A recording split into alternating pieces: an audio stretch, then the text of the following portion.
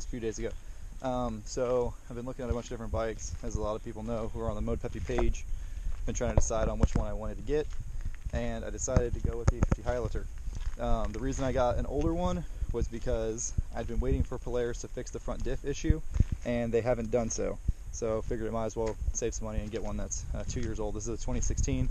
It's had the recall done for the heat shield, and it's had the recall done on the pinion plate. But even though it's got the bigger double pinion bearing and bigger pinion gear, this is what the recall pinion plate looks like. I'm still going to do the billet pinion cover on it. I got it from a Canadian company. They make the one for the Highlifter because, yeah, reliability. This thing's all stock. It's on stock axles. The only thing that's not stock about it is it's got a pipe on it, which I'm not crazy about aftermarket exhaust, but this pipe, this GSE Performance actually sounds really good. So I'm kind of happy with how it sounds. The reason I did not go with the Arcticat is because number one, Arcticats are kind of known to be junk, and they're older, and they're not fast. And if I was going to have a slow bike, I might as well be on a Rubicon. Not the Rubicons are slow, but they're kind of slow. And nothing holds a candle to the horsepower. This is 78 horsepower. The Arcticat didn't have anywhere near that. A bunch of people have been commenting, why don't you get a Yamaha Grizzly? That's simple. Yamaha Grizzlies suck. No, they're not bad bikes. They're just geared high, and they don't make very much power for what they are. Won't hold a candle to this thing. Grizzly will never turn these tires properly, and I want to go much bigger than these tires, so Grizzly was not out of the question. I've been debating between an 850 Highlifter and an 850 base model, and why I decided to go with the Highlifter was mainly because I like the radiator setup. I like the big radiator on the front rack that has like the really well shielded fan setup and dual fans. From the factory, it sucks air up through these holes and blows it out of here, out of these side slats. You can see your fuse box is up high, your battery's up high, your voltage regulator's up high.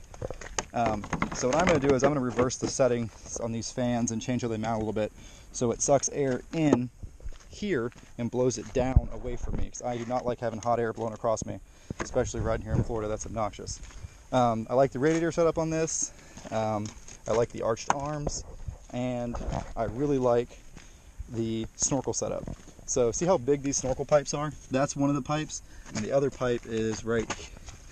That's the one pipe, and the other pipe, you can't really see it very well, but it's right here.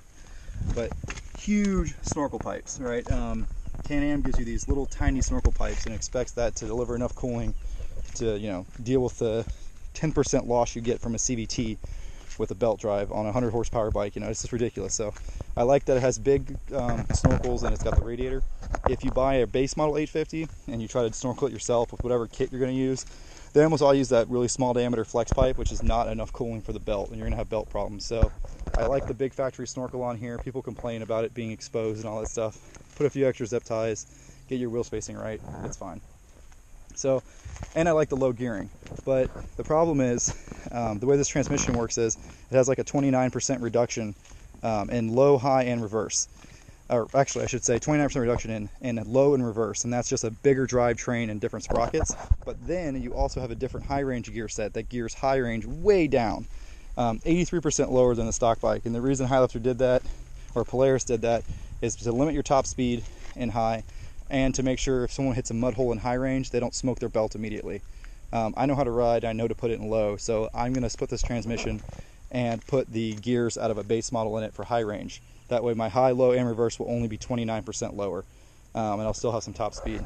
I plan on swapping on some lighter, taller tires, maybe 32 sledgehammers. This thing does have some of the major flaws that the Sportsman 570 has. As you can see, the diffs mounted up really high, which means you have bad angles. But unlike Sportsman 570, these axles are real long, so that means the angles aren't too terrible. I'm going to put a 2-inch lift on it, and I'm eventually going to put the raked Highlifter arms that'll bring this back 1.5 inches. Hesitant to do that because, if you increase your wheelbase, you decrease your breakover angle. And that's the problem with this bike. The belly of it is pretty low. So you see how low the belly hangs down? So the longer you make the bike, the more easy it's going to be for it to get bellied out. So a little hesitant to do that, but it's going to look a lot better with the tires centered in the fender well with that 2-inch stretch. And it'll let me run like a 33, 34 like I want to. Still not sure on the tires, but yeah.